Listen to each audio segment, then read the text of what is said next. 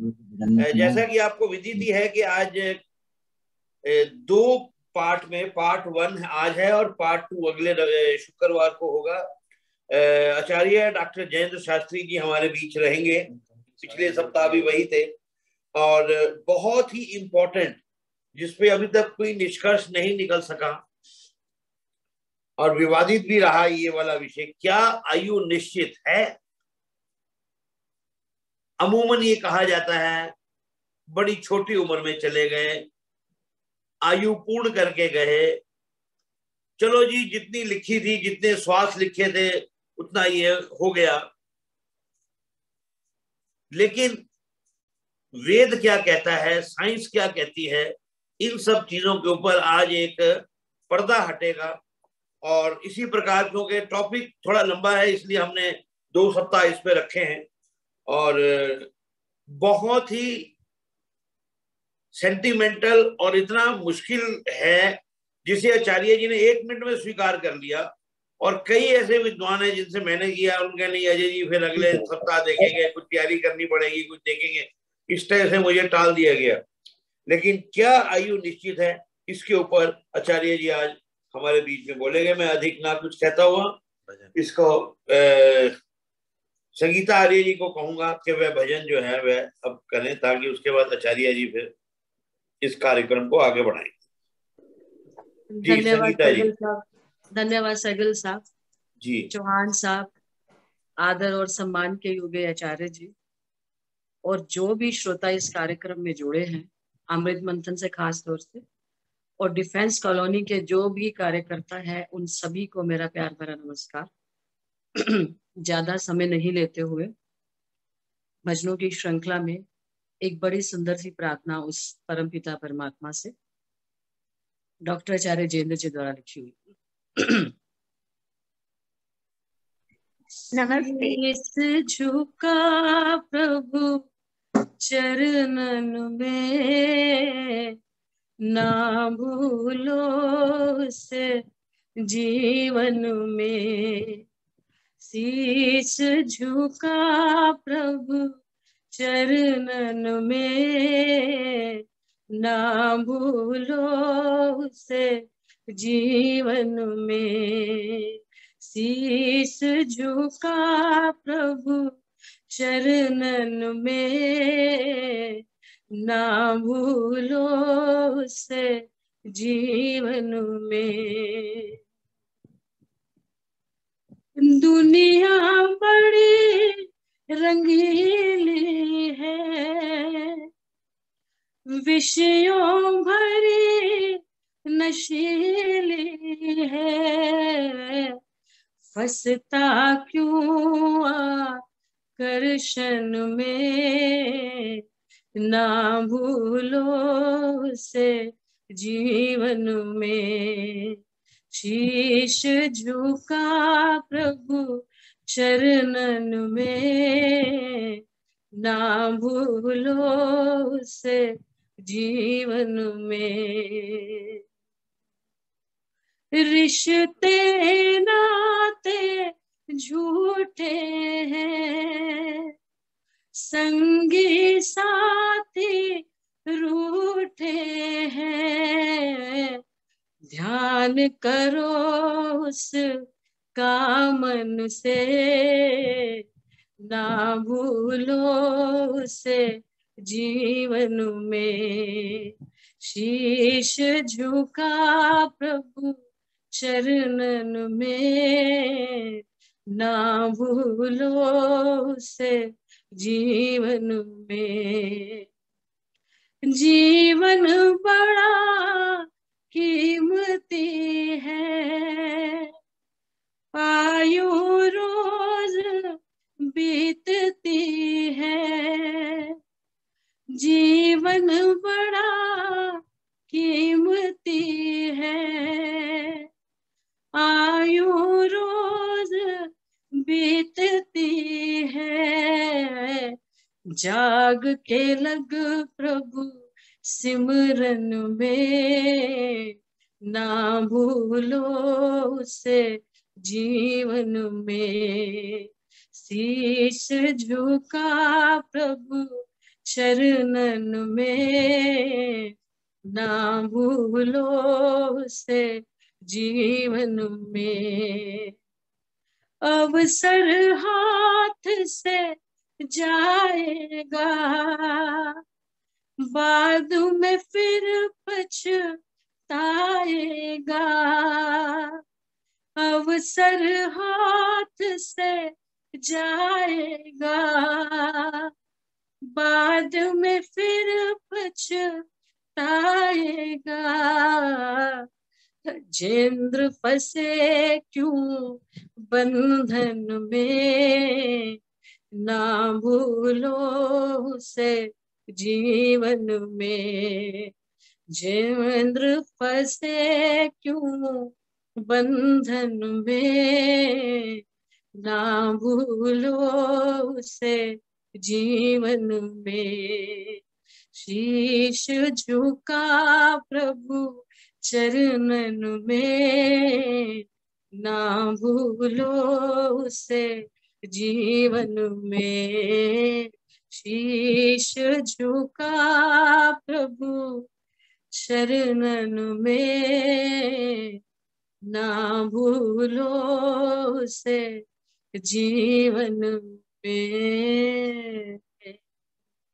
धन्यवाद सहगल साहब, आपका बहुत बहुत धन्यवाद। आप सभी का धन्यवाद। हाँ जी, आचार्य जी अब आपके स्तर पर ये आगे का कार्यक्रम चलेगा जी। आचार्य जी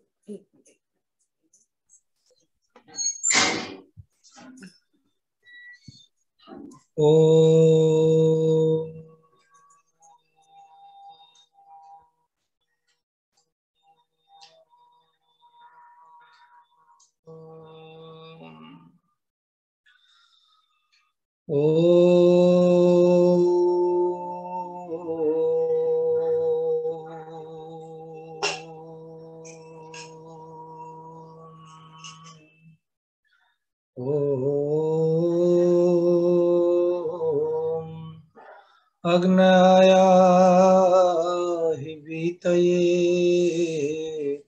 गृणानो हव्यदातये निहोता सत्सिवर्षि ओम शांति शांति शांति।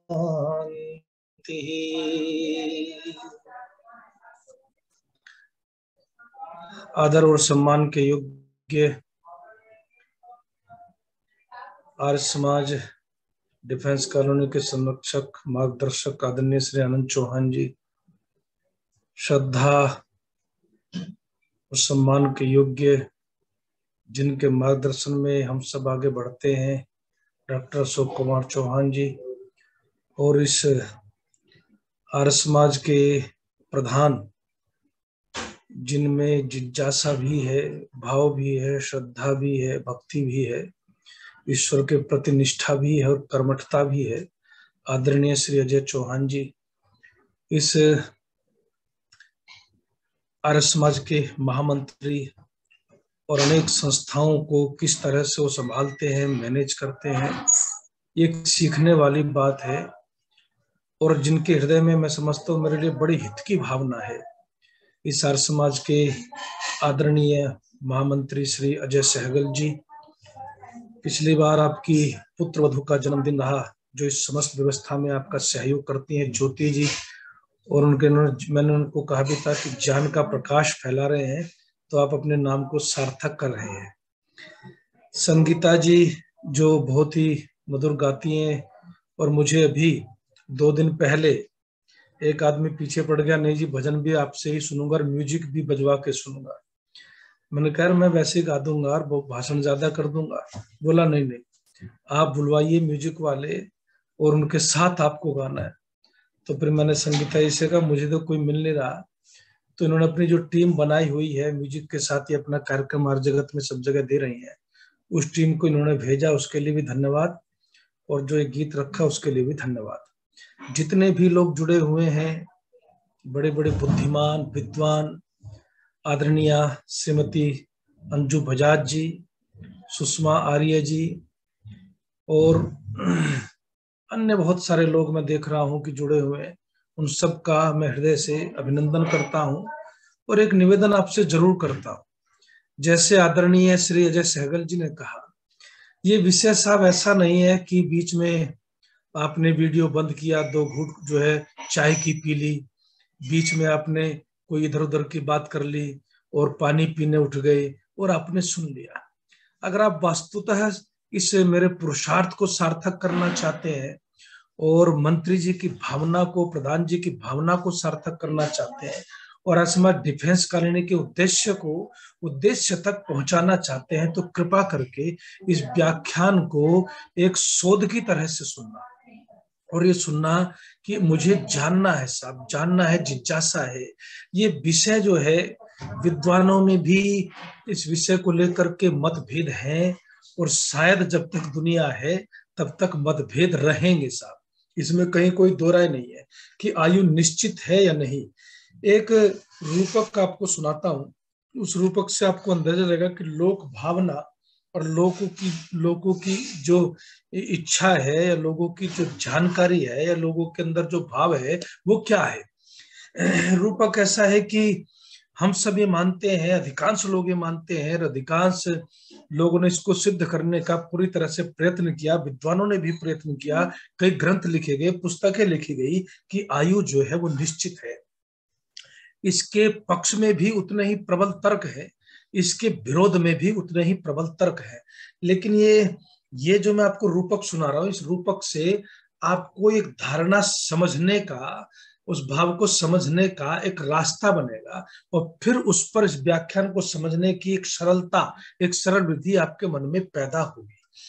कहते हैं कि एक महान योगी थे, उनके हजारों शिष्य थे जो योगाभ्यास सीखते थे, वेदांत सत्शास्त्रों को पढ़ते थे, उपनिषद पढ़ते, गीता पढ़ते, मेडिटेशन करते, प्राणायाम करते, अनेक साधनाओं का अभ्यास करते थे, अनेक आसनों का अभ्यास करते थे। तो कहते हैं कि उनके एक नौजवान शिष्य के पास रात्रि के समय सफेद वस्त्र पहन करके मृत्यु जो है स्त्री के वेश में जाती है और उसके कंधे पर हाथ रखती है और हाथ रख करके ये कहती है, देख भाई, वैसे तो मैं कभी किसी को कोई सूचना नहीं देती, न कोई टेलीफोन करती हूँ, न कोई चिट्ठी भेजती हूँ, न कोई दूत भेजती हूँ। समय होता है ना तो मैं एक क्षण का भी किसी को मौका नहीं देती और अपने साथ लेकर के जाती हूँ। लेकिन क्योंकि तुम महान योगी के शिष्य हो, इसलिए 24 घंटे पहले मैं तुम्हें यह सूचना दे रही हूँ कि कल शाम को अंधेरा घिरने पर मैं तुम्हें लेने आऊंगी और अपने साथ लेकर के जाऊंगी। केवल 24 घंटे का समय मैंने तुम्हें दिया है। इस बात को सुनकर के चिंता में, तनाव के कारण से शिष्य जो है वो तरबतर हो गया। कहना आसान होता है साहब, इंसान के जीवन में, उसके मन में सबसे बड़ा भय मृत्यु का ही होता है।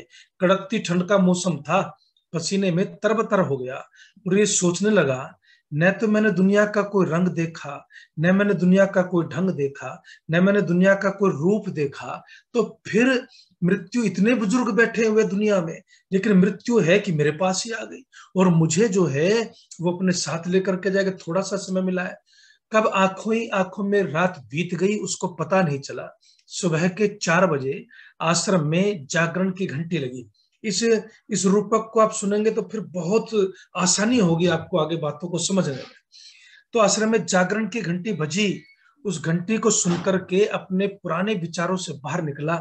आज भी जिन जगहों पर प्राचीन पद्धति से आश्रम चलते हैं, हम गुरुकुल चलाते हैं, तो भाई सुबह 4 बजे ही पूरे सेक्टर वाले, एक बार घंटी का स्वर कड़वा हो गया तो एक आदमी बोला, आचार्य जी घंटी तो अच्छी बजती है, लेकिन पिछले कुछ दिनों से ये घंटी क्या बज रही है, बहुत कड़वा स्वर है। मैंने देखा घंटी टूट गई और वो कुछ भी बजा करके खड़ताल बजा रहे हैं, तो फिर घंटी नहीं मंगवाई। घंटी की मिठास से उठते हैं लोग बाग साहब और उठ करके फिर अपने कार्यों में लगते हैं। तो वह नौजवान भी उठा, अपनी तंद्रा से बाहर निकला, जागा हुआ तो था ही बेचारा, चिंता में सोया नहीं था, और तंद्रा से बाहर निकल करके उसके मन में एक ख्याल आया, और ख्याल ये आया यदि मैं अपने गुरु से अपने प्राणों की रक्षा का उपाय पूछता हूं तो निश्चित रूप से गुरुदेव मेरे प्राणों की रक्षा कर सकते हैं। किसी डिसिप्लिन का, अनुशासन का, मर्यादा का कोई ध्यान नहीं रहा और दौड़ पड़ा। दौड़ करके सीधे गुरुजी की कुटिया का दरवाजा सुबह सुबह जाकर के खटखटाया। गुरुजी बाहर निकले। गुरुजी मन में विचार बनाया था कि अनुशासन तोड़ रहा है और ध्यान में बाधा डाल रहा है, तो इसको थोड़ा दंड देंगे।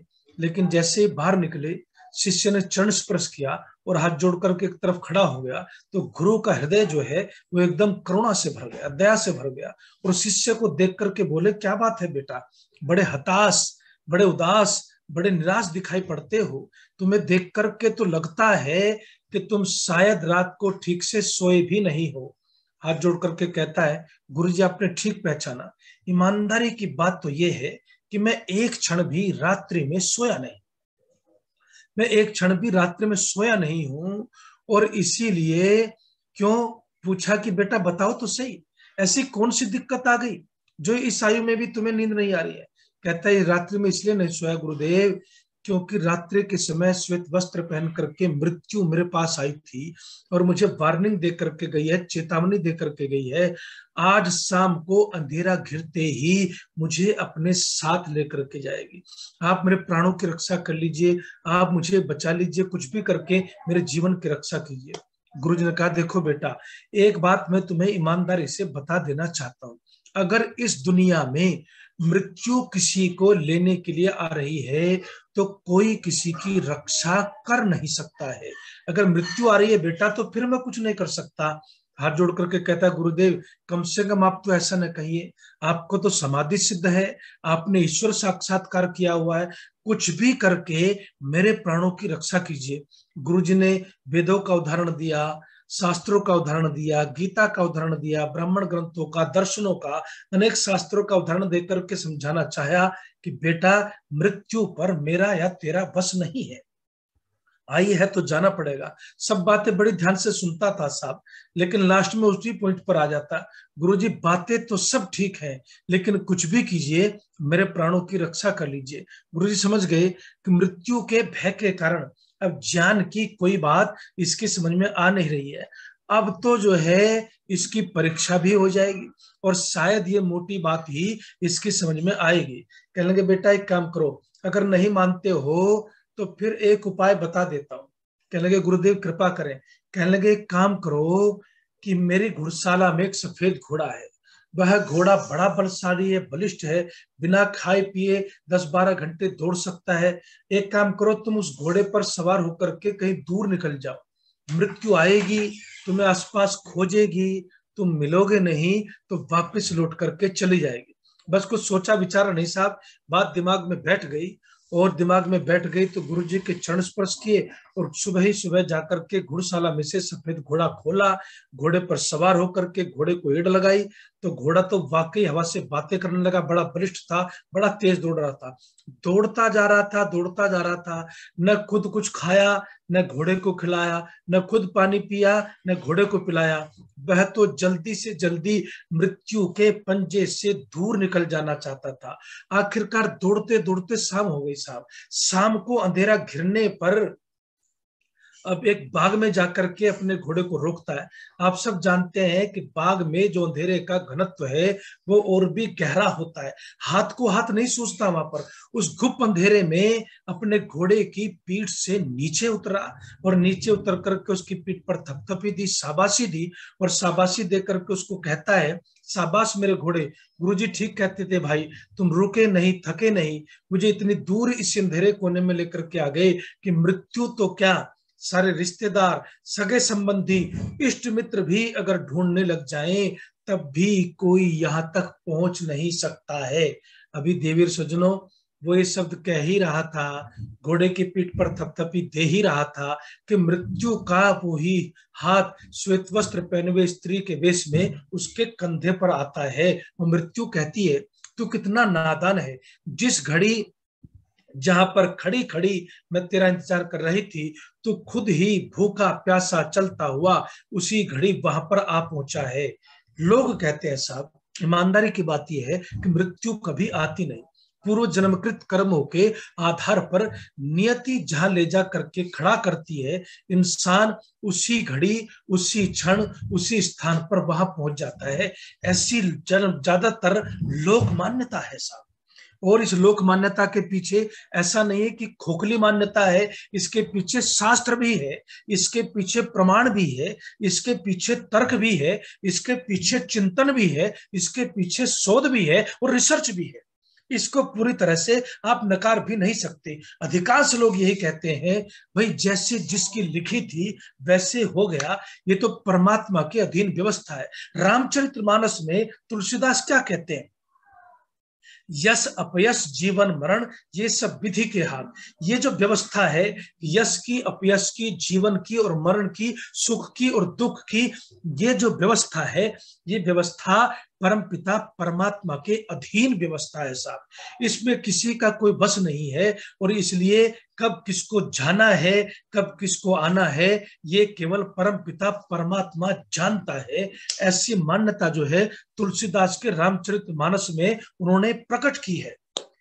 इसके बीच में भी बहुत सारे तर्क उठेंगे, वो भी मैं आपको बताऊंगा, लेकिन अभी सुनते चलिए, बात को थोड़ा सा अंदर जाने दीजिए, उसमें अपने चिंतन को थोड़ा सा मिलने दीजिए और अपनी बुद्धि के तंत्रों को थोड़ा सा सक्रिय करते रहिए।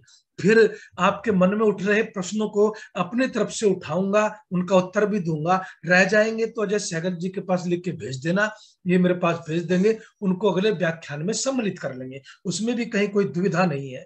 तो इसमें मैं आपको जो कह रहा था, प्रमुख बात ये कह रहा था कि भाई मृत्यु का समय जो है, जो तुलसीदास जी हैं वो निश्चित मानते हैं और लोक में भी ये कहते हैं, जैसा कि अजय सहगल जी ने मेंशन किया इस विषय को शुरू करने से पहले, कि भाई इसकी ऐसे लिखी हुई थी, इसकी इतनी आयु में लिखी थी, इसको अभी जाना था, इस पर कोई कुछ कर नहीं सकता, ये परमात्मा के अधीन व्यवस्था है। और इसमें क्या कोई दो राय है कि ये व्यवस्था परमात्मा के अधीन नहीं है? क्योंकि परमात्मा की व्याख्या करते हुए, परमात्मा के गुणों की व्याख्या करते हुए, परमात्मा के कार्यों की व्याख्या करते हुए स्पष्ट है कि परमात्मा उत्पत्ति करता है, परमात्मा पालन करता है और परमात्मा ही लय भी करता है, अर्थात मृत्यु भी देता है।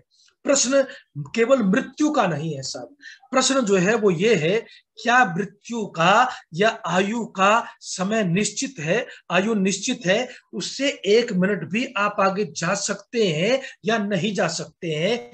ये गहरा एक चिंतन का विषय है। इसमें अष्टावक्र गीता का मैं आपको एक प्रमाण देता हूं। अष्टावक्र गीता में अष्टावक्र कहता है, अष्टावक्र को आप थोड़ा सा जानते होंगे, समझते होंगे, और ये समझते होंगे कि अष्टावक्र कौन था। अष्टावक्र जो है, जब जनक की सभा में गया, वो 8 जगह से टेढ़ा व्यक्ति था साहब, तो जो पंडित बैठे हुए थे उसको देख करके वे सारे के सारे पंडित जो है वो हंसने लगे। और जब पंडित हंसने लगे तो उसने उनके उपहास का बड़ा जबरदस्त उत्तर दिया। उसने कहा, अरे महाराजा जनक, मैं तो सोचता था मैं पंडितों की सभा में आ गया, लेकिन मैंने तो देखा ये तो चमड़ी देखने वाले मूढ़ लोग बैठे हुए हैं, इनमें से एक भी पंडित नहीं है। पंडित होता तो मेरे शरीर को देख करके, मेरी चमड़ी को देख करके हंसता नहीं, वो मेरे गुणों को देखने की कोशिश करता, वो मेरे ज्ञान को देखने की कोशिश करता। और ये तो शरीर को देख करके हंस रहे हैं, इसका मतलब ये पंडित है नहीं, ये तो शरीरवादी मूढ़ लोग हैं। जैसे उसने कहा, सन्नाटा छा गया साहब सभा में, और सन्नाटा पसरी ही उस सभा में अष्टावक्र से फिर बातचीत होती है और अष्टावक्र राजा जनक को उपदेश करते हैं। एक तो गीता जो है आपने ये सुनी है, जिसको हम जानते हैं, जिसमें 18 अध्याय हैं, जिसका उपदेश जो है योगेश्वर कृष्ण ने अर्जुन को युद्ध के मैदान में किया, और महाभारत में इस गीता का उल्लेख सब मिलता है, ये आप इसको सब जानते हैं। वो एक अष्टावक्र गीता है। अष्टावक्र गीता में भी ये कहते हैं, जन्म मृत्यु सुख दुखे देवा देवेत निश्चय। अष्टावक्र महाराजा जनक को कहता है, ये कहता है कि जन्म और मृत्यु, सुख और दुख, भाग्य, प्रारब्ध, ये सब निश्चित है। और निश्चित समय पर अब आपके कहेंगे कि निश्चित तो हम भी मानते हैं, आपके मन में भी प्रश्न होगा कि मृत्यु निश्चित होनी है तो सब मानते हैं, लेकिन मृत्यु का समय निश्चित है ये अष्टावक्र की बात में कहां स्पष्ट है? अगले ही चरण में वो कहता है आपदा संपदा काले, वो घोषणा करता है, अष्टावक्र घोषणा करता है कि समय काले, जब समय होता है तब इंसान की मृत्यु आती है, जब उसकी आयु पूरी हो जाती है। और वो कहते हैं संपत्ति विपत्ति सुख दुख भी सब समय पर घटित होते हैं। ऐसा अष्टावक्र ने भी अपनी गीता में उल्लेख साफ किया हुआ है। और मैं इसलिए आपको कहता हूं कि ये जो धारणा है इसमें केवल लोक नहीं है, इसमें तर्क भी है, इसमें चिंतन भी है, इसमें शास्त्र भी है। और वो शास्त्र वेदों तक कैसे पहुंचता है उसको भी थोड़ा सा समझिएगा। लेकिन एक और आपको संदर्भ सुनाता हूं। संदर्भ मैं आशा कर रहा हूं कि सब लोग बहुत ध्यान से सुन रहे हैं, और इस संदर्भ में बहुत कुछ आएगा, इस संदर्भ में बहुत कुछ आएगा, और उस संदर्भ को आपको सुनना है। उस संदर्भ में कहते हैं कि जब युद्ध जो है वह समाप्त हो गया, युद्ध समाप्त हो गया सब, और समाप्त होने के पश्चात युद्ध के बाद क्या बचा? दुर्योधन ने भी तो युधिष्ठिर को यही कहा था कि मैं जब तक जिया राजा बन के जिया, और तुम जब तक जिए तब तक दर दर ठोकरे खाते रहे, और अब तुम राजा बने हो तो तुम्हें इस राज्य में मिलेगा कुछ नहीं युधिष्ठिर, इसमें केवल विधवाओं की चीत्कार मिलेगी। और उन चीत्कार को सुन करके जहां पुरुष नगण्य हो गए, बड़े बड़े योद्धा मारे गए, बड़े बड़े विद्वान मारे गए, बड़े बड़े ज्ञानी पुरुष जो है उसमें स्वाहा हो गए, और विधवाओं की चीत्कार है सब, छोटे छोटे बच्चे हैं, सर्वत्र दुख है, सर्वत्र जो है ऐसा लगता है करुण कंदन हो रहा है। और इस विनाश का कारण पूरा परिवार खत्म हो गया, पूरा कुल खत्म हो गया, और इस विनाश का कारण जो है वो युधिष्ठिर अपने आप को मानता है, समझता है सब। और वो कहता है कि मेरी गलती से या दुर्योधन की गलती से मैं इसके लिए अपने आप को दोषी मानता हूं। हे भीष्म पितामह, भीष्म पितामह के पास बैठा है, क्योंकि कृष्ण तो जो है अपनी नीति का खेल खेल चुके हैं, और नियति का खेल जानने के लिए वो कृष्ण के पास नहीं जाता, वो नियति का खेल जानने के लिए भीष्म पितामह के पास जाता है। और जाकर के युधिष्ठिर कहता है कि हे भीष्म पितामह, ये क्या हुआ मेरे जीवन का, क्या मिला मुझे, क्या हो इस युद्ध का परिणाम है तो क्या है? आप मुझे कृष्ण के तर्कों का मेरे पास जवाब नहीं है, लेकिन मैं आपसे सहज भाव से जानना चाहता हूं। मुझे नींद नहीं आती, मैं सो नहीं पाता, मैं बड़ी चिंता में हूं, बड़ी वेदना में हूं, और इतना सब कुछ सर्वत्र भयावह है। अरे अपने चले गए, भाई चले गए, मित्र चले गए, दोस्त चले गए, जानने वाले चले गए, विद्वान चले गए, बड़े बड़े योद्धा खाक में मिल गए, और यहां पर बचा तो विधवाओं की चीत्कार। न शास्त्र रहा, न खुशियां रही, और मैं इसका दोषी हूं साहब। तो उस समय युधिष्ठिर को एक दृष्टांत जो है वो भीष्म पितामह सुनाते हैं शांति पर्व में साहब।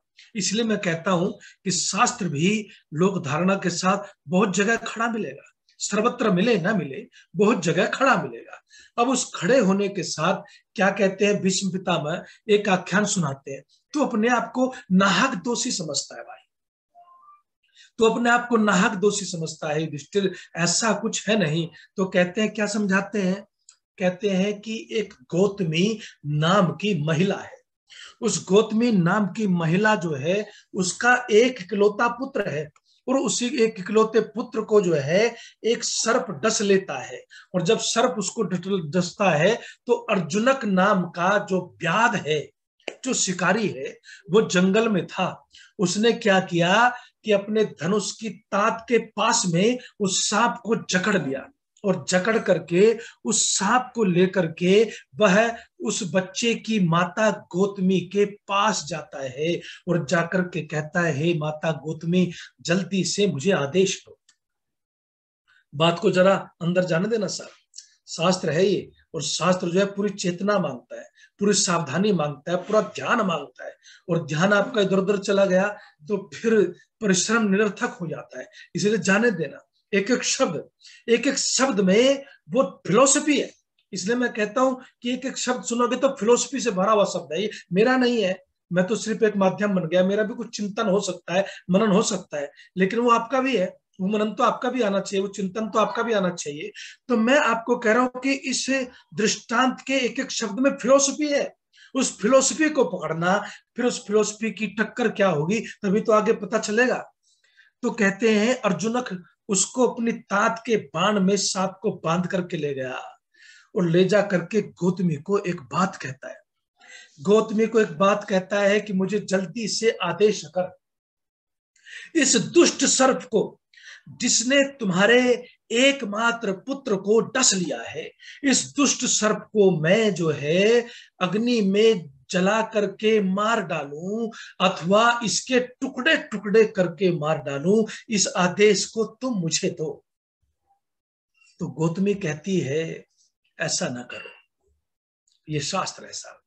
गौतमी कहती है ऐसा ना करो, कहता है कि क्यों, ये दुष्ट है, ये दुष्ट है, इसने तुम्हारे पुत्र को जो है वो डस लिया है, मृत्यु को प्राप्त करा दिया है, और इसलिए इसको मृत्यु दंड तो देना बनता है। गौतमी आपको मुझे आदेश देना पड़ेगा, मैं इसे मृत्यु दंड दूंगा।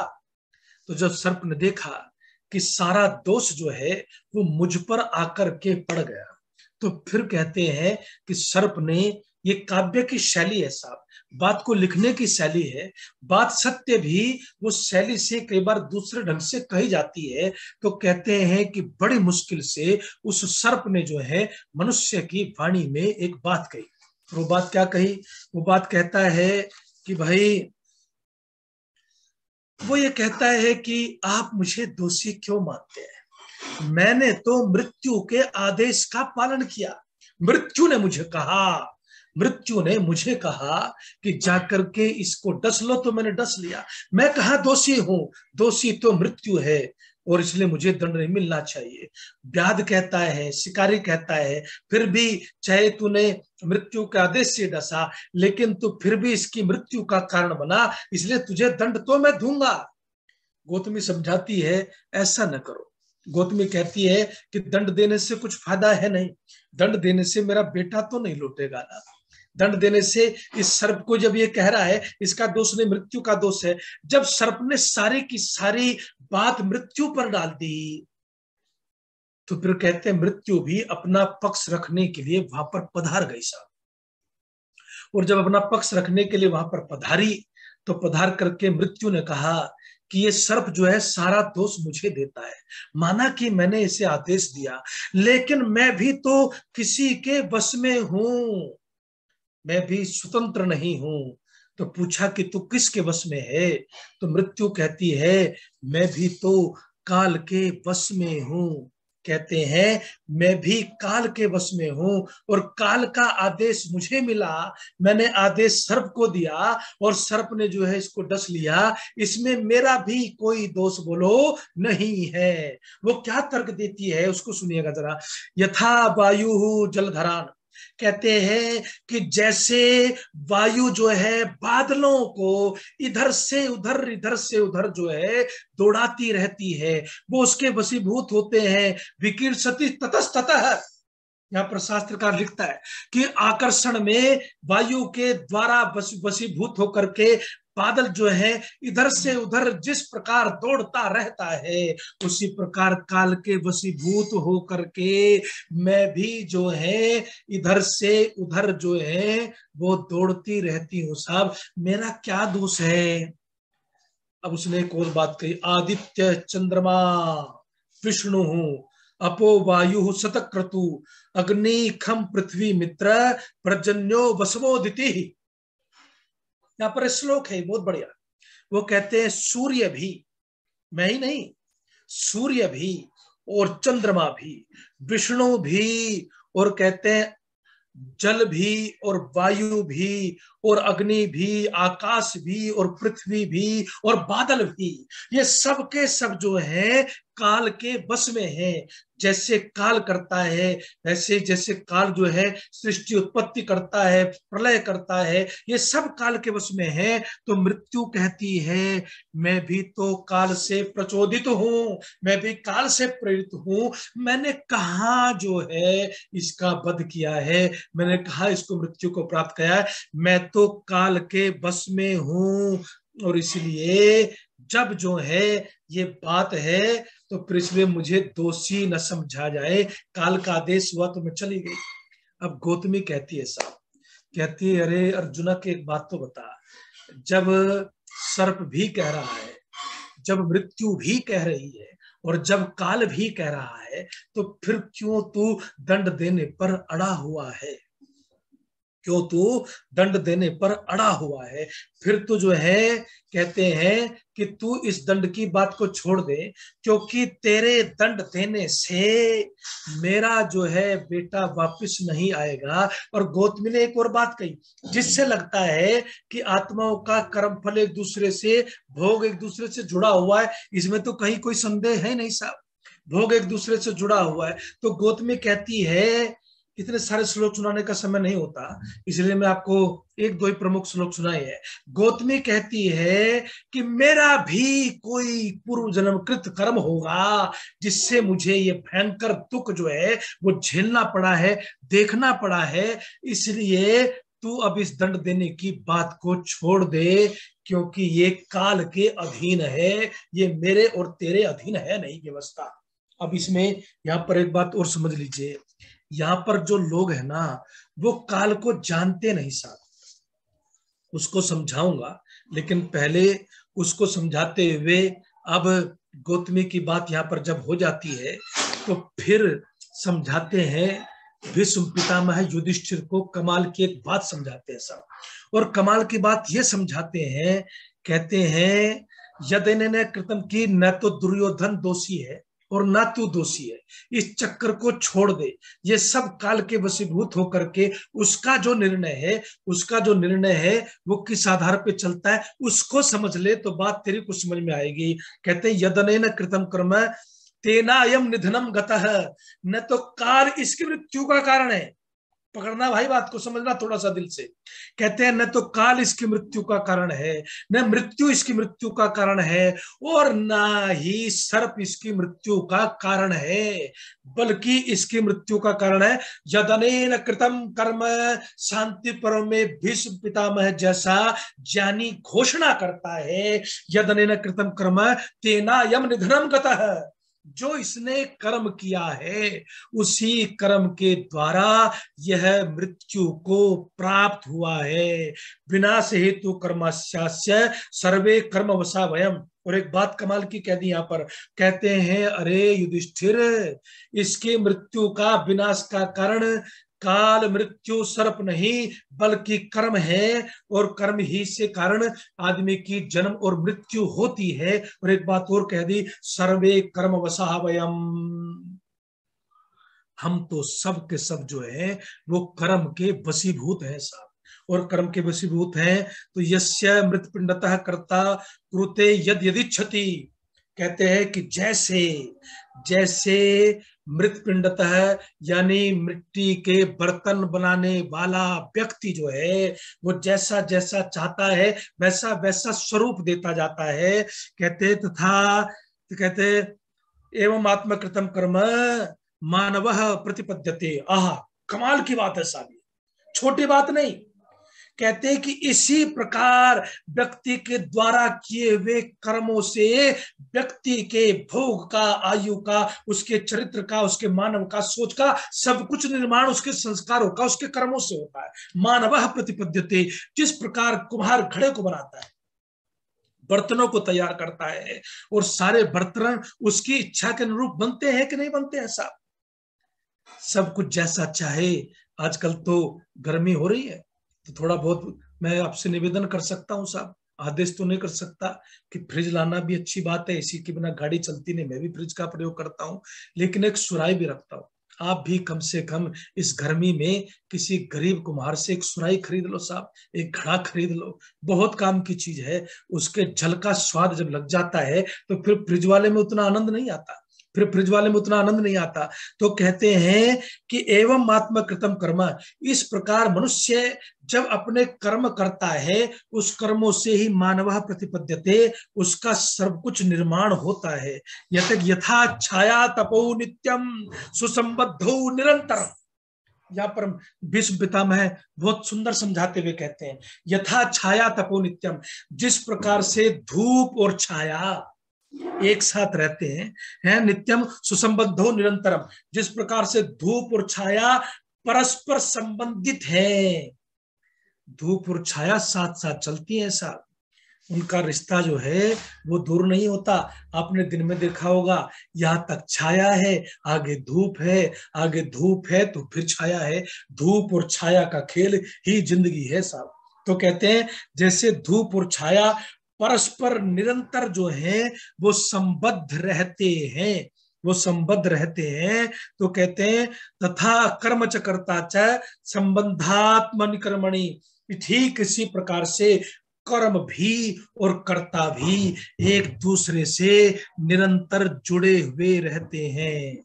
अब आप बात खोल के रख दी साहब, एवं ना हम नेव मृत्यु न नेव च तथा भवान, कहते हैं इस प्रकार नेवम जातम नेव मृत्यु न च तथा भवान न चैवम ब्राह्मणी मृता शिशुरेवात्र कारणम, कहते हैं इस प्रकार वो समझाते हैं कि न मैं और न आप, न मृत्यु न काल, बल्कि शिशु के कर्म ही इसमें मृत्यु का कारण है। इसका मतलब यह है कि कर्मों के आधार पर ही आयु निश्चित होती है, ऐसा इस दृष्टांत से भीष्म पितामह ने समझाने की कोशिश जो है वो की है। अब काल को थोड़ा सा समझ लेते हैं, काल क्या है।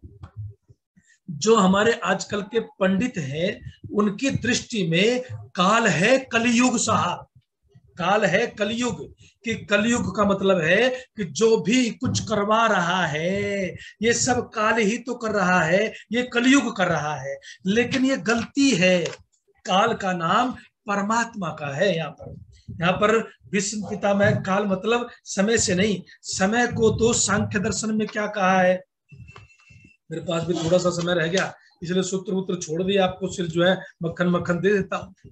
तो सांख्य दर्शन में क्या कहते हैं कि समय जो है वो तो निष्क्रिय है साहब, वो जीव के सुख दुख का कारण नहीं बन सकता। समय जीव के सुख दुख का कारण नहीं बन सकता, उसके सुख दुख का कारण तो उसके कर्म है, उसके भोग का आयु का योनि का कारण तो उसके कर्म है। और इसलिए काल यहाँ पर कलयुग नहीं या साधारण समय की बात नहीं जिसमें घटनाएं घटती हैं उस समय की बात नहीं, बल्कि परमात्मा की बात है। और परमात्मा को क्या कहते हैं, कली संख्याने कलयति गणयति सर्वान पदार्थान, जो सब पदार्थों की गिनती जानता है और मनुष्य के द्वारा किए हुए समस्त कर्मों की गिनती को जानता है, इसलिए उस परमात्मा का नाम बोलो काल है। कालयतिर गति कर्मण, कहते हैं कि जो भेजता है समय पर, जो समय पर भेजता है, इसलिए उस परमात्मा का नाम भी काल है। और अमरकोश में क्या कहता है, अमरकोश में कहता है काल आयुर्वा, कहते हैं कि जो आयु देता है यानी कि निश्चित अवधि के लिए आयु देता है, इसलिए उस परमात्मा को अमरकोश में शास्त्रकार काल कहता है साहब। तो काल नाम परमात्मा का है और इसलिए ऋषिदान ने भी काल नाम परमात्मा का गिनाया है। तो परमात्मा जो है वो कर्म फल के अनुसार आपको जो है आयु प्रदान करता है। अब इसमें एक दो बातें मैं आपसे और करना चाहता हूं, थोड़ा सा चलते चलते। इसमें एक गंभीर प्रश्न उठता है सर, तो गंभीर प्रश्न क्या उठता है, गंभीर प्रश्न ये उठा जो आपके मन में भी आ सकता है और आना चाहिए। तो कहते हैं कि परमात्मा काल है।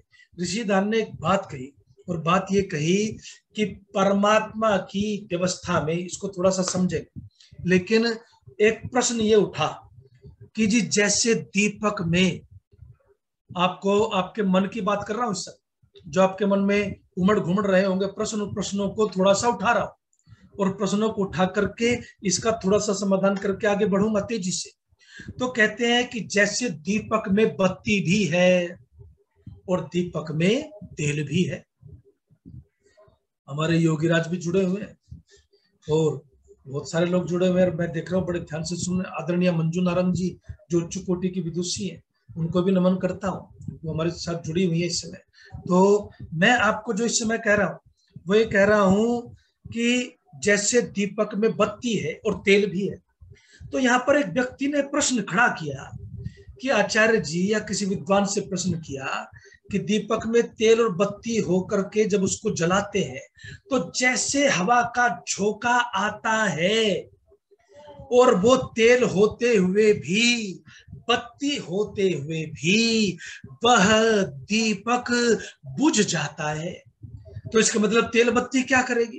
ठीक इसी तरह से परमात्मा ने आयु दी है, लेकिन कोई जहर पी ले, कोई फांसी पे लटक जाए, कोई गाड़ी के नीचे आ जाए, या किसी अन्य दुर्घटना से कोई किसी को गोली मार दे, तो उसमें परमात्मा की व्यवस्था क्या कर लेगी?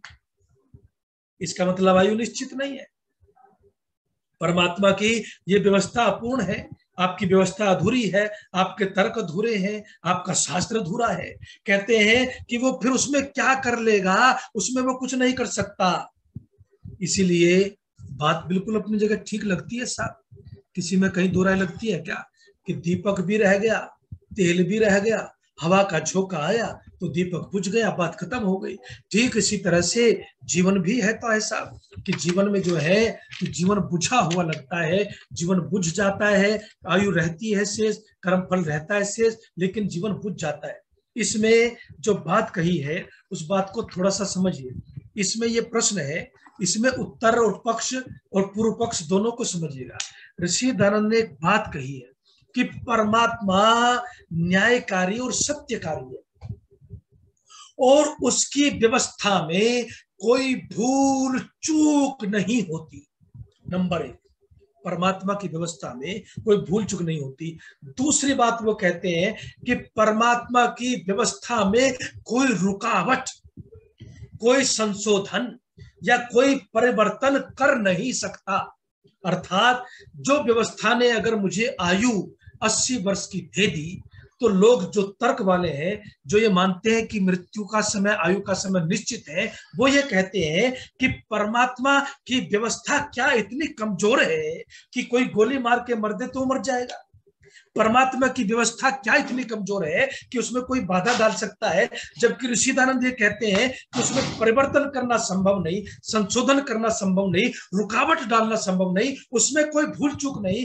तो फिर कैसे कोई परमात्मा के दीपक को आंधी, कोई हवा कैसे बुझा सकती है? ये उनका तर्क है साहब। इस तर्क में भी दम है, उस तर्क में भी दम है, दम दोनों में है। लेकिन ये बात बिल्कुल समझिएगा, ऋषिदान ने कहा कि प्रत्येक जीव के पाप पुण्य बराबर नहीं हो सकते। सत्याप्रकाश पढ़िएगा, प्रत्येक जीव के पाप को जो है पुण्य बराबर नहीं हो सकते, इसलिए उनको बराबर चीजें भी नहीं मिलती। उनको जो भी मिलता है वो उनकी कर्मों के आधार पर ही मिलता है, और कर्म फल देने वाला परम पिता परमात्मा है साहब। तो कर्म फल परम पिता परमात्मा देता है। अथर्ववेद क्या कहता है? जो मारयति प्राणयति यस्मात् प्राणन्ति, जो है भुवनानि विश्वा, कहते हैं कि जो सब लोगों को एक अवधि पर मृत्यु देता है, जो समस्त लोगों को नियंत्रित करता है, और यस्य छाया अमृतम, जिसके अधीन जन्म और मृत्यु है, ये भी हम लोग सुनते हैं। तो लोग जो मानते हैं कि ये तर्क इसमें दिया जाता है कि परमात्मा की व्यवस्था क्या इतनी कमजोर है कि अगर वो मुझे 80 साल की आयु देगा तो कोई इसमें बाधा डाल देगा, मुझे 70 साल की आयु देगा तो उसमें रुकावट डाल देगा, कोई मुझे 50 साल की आयु देगा तो उसमें रुकावट डाल देगा? नहीं, वो कहते हैं कि परमात्मा की व्यवस्था में किसी भी प्रकार की कोई रुकावट डाली नहीं जा सकती। तो जो ये मानते हैं कि आयु निश्चित है साहब, वो कहते हैं कि यथा ये न, कि वो फिर भीष्म पितामह का एक उदाहरण देते हैं कि जब जब जिसने जो जो जैसा जैसा कर्म किया उसको वैसा वैसा फल भोगना पड़ता है। और लोक में क्या कहा जाता है कि जिसकी मृत्यु जैसे हुई, तो हम ये कहते हैं इसकी तो यार ऐसे ही लिखी हुई थी, इसको ऐसे ही जाना था, इसलिए ऐसे चला गया। अब आगे की बात आपको समझाता हूं। इसका मतलब क्या हुआ? क्या आयु निश्चित है? आप इस बात पर सहमत है? शास्त्र की दृष्टि से दिया जाए, न्याय दर्शन का सूत्र भी कहता है साहब, न्याय दर्शन का सूत्र भी कहता है कि शरीर का जो क्षय है वो कर्म भोग के बाद होता है। यानी जो निश्चित भोग आपको मिला है उसे भोगने के बाद जो है आपको जो है इस शरीर से छुटकारा मिलता है, उससे पहले नहीं। आपकी आयु उसके आधार पर निश्चित है। अब प्रश्न खड़ा हुआ, प्रश्न छोड़ करके बात को विराम दूंगा। फिर ये जो मंत्र बोलते हैं तच्चक्षुर्देव वाहितम रोज रोज, कि परमात्मा जो है कि हमारी आयु 100 साल और 100 से अधिक हो गई, ये क्या गलत है? ऋषि दानव ने कम से कम सैकड़ों जगह लिखा है अपनी आयु को बढ़ावे। तो क्या ऋषि गलत है? सत्यार्थ प्रकाश में ऋषि दानव ने लिखा है अनेकों जगह कि ये भी लिखा है कि जो आदमी संयमी नहीं होता वह अपनी आयु को घटाता है। इसका मतलब ये हुआ आयु घट भी सकती है और बढ़ भी सकती है। क्या ये गलत है? ये सही है या गलत है, इसको जानना है तो अगले सप्ताह आना, स्वाध्याय करके। कोई प्रश्न हो तो मेरे व्हाट्सएप पे भेज देना, कोई जिज्ञासा हो तो जैसे सहगल जी को भी कर देना, वो मुझ तक पहुंच जाएगी। इसको विषय को और गहराई से समझना, योग दर्शन क्या कहता है, वेद क्या कहता है और ऋषि दानव क्या कहते हैं, तीनों को रखूंगा साथ, कोई चीज छूटेगी नहीं। तीनों को साथ में रखे इसका उपसंहार करेंगे। समय की मर्यादा का ध्यान रखते हुए वाणी को विराम। ओम शांति शांति शांति। आचार्य जी का धन्यवाद, बहुत मजा आ रहा है, बहुत मजा आ रहा है जी। आचार्य जी का बहुत बहुत धन्यवाद। मेरे हिसाब से अभी हम नदिया के बीच में हैं, बहुत कुछ समझने को मिला, बहुत कुछ अभी है, लेकिन कल अगले सप्ताह जो फाइनल, जिसे कहते हैं ना कि फाइनल गेम जो है ना, वो अगले सप्ताह होगी, तभी जाके दिमाग को एक क्लियर विजन प्राप्त होगा हमें। इसलिए मेरा सभी से अनुरोध है कि जो लोग आज जुड़े हैं वे अगले सप्ताह भी जुड़े, तभी इस प्रश्न का एक बहुत ही गंभीर और समझने वाला उत्तर हमें मिलने वाला है। अभी मैं भी असमंजस में हूँ, बड़ा कुछ दिमाग इधर उधर बहुत इस तरह से चल रहा है, लेकिन एक एक चीज में जितना आचार्य जी ने दम था ना एक एक चीज में, कि यार बात तो ये भी सही बात है, बात ये भी बड़ी सही बात है, लेकिन एक्चुअली बात क्या है ये आपको शुक्रवार को पता लगेगी। और हो सके तो अपने साथ एक एक किसी और को इंट्रोड्यूस कीजिए और उसे कहिए कि इस लिंक पे जुड़े, क्योंकि ये टॉपिक आपको पूरे हिंदुस्तान में बहुत कम लोग बोलने वाले मिलेंगे और को बहुत कम लोग ऐसे आयोजक मिलेंगे जो ऐसा रखते हैं। तो इसलिए सुनने वालों के लिए भी बड़ी चैलेंजिंग चीज है। आचार्य जी उस चैलेंज से निकल रहे हैं, उस चैलेंज को एक्सेप्ट कर रहे हैं, और मेरा धन्यवाद कि मैंने इस टॉपिक को रखा, और आप सभी का बहुत बहुत धन्यवाद। अब जो पिछले सप्ताह हमारे गए हैं, सरा चौहान जी देखिए हैं स्क्रीन पे, मिसिज मंजू रानी जो कि एमिटी के जो मनेसर कैंपस है उससे संबंध रखती हैं, उनका भी जन्म दिवस आज है। अगर संभवतः अगर वे दोनों आ जाएं। और दूसरा है कुमारी सरा चौहान जो कि डॉक्टर पल्लवी अखिल चौहान जी की बेटी हैं, उनका जन्म दिवस है। और हम देख रहे हैं अरुण चौहान जी की पोती है। हाँ, अरुण चौहान जी की पोती है जो कि अशोक चौहान जी के छोटे भाई हैं, और मैं अभी ढूंढ रहा हूँ कि मुझे वो मिल जाए। वो बाहर है वैसे, सारा के पर मेरे को ये देखी वो नहीं, दो बच्चे जो नमस्ते नमस्ते हाँ, नमस्ते। ओह वेरी गुड नमस्ते नमस्ते। आयुष्मती भव। और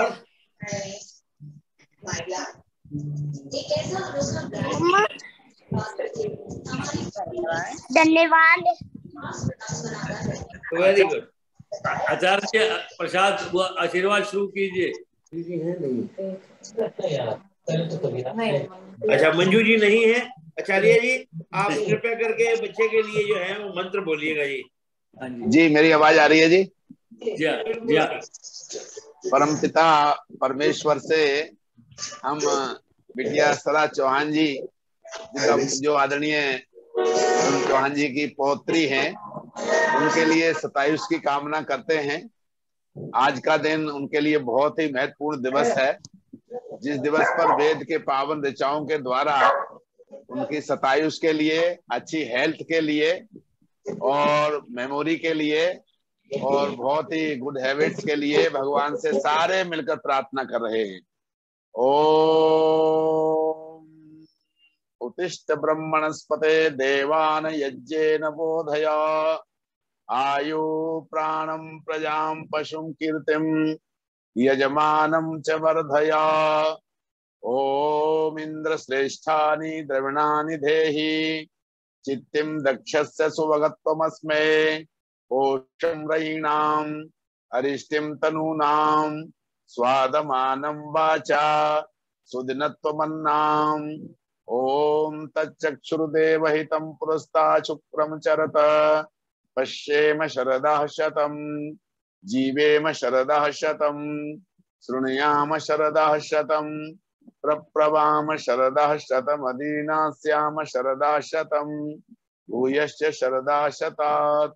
ओम स्वस्ति, ओम स्वस्ति, ओम स्वस्ति। ईश्वर की पावन कृपा से ये दिवस आपके जीवन में शतायु पर्यंत सुख को लेकर के, आनंद को लेकर के, प्रसन्नता को लेकर के, सफलता को लेकर के आता रहे और आप इसी प्रकार से पवित्र परमात्मा का आशीर्वाद, बड़ों का आशीर्वाद लेते हुए शतायु शोभें।